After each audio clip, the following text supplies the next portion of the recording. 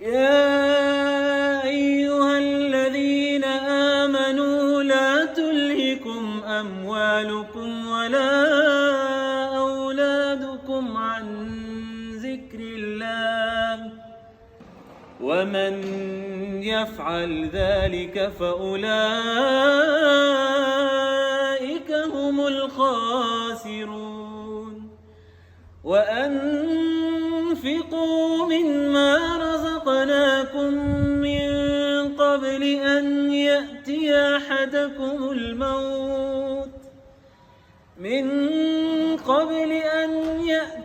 أحدكم الموت فيقول رب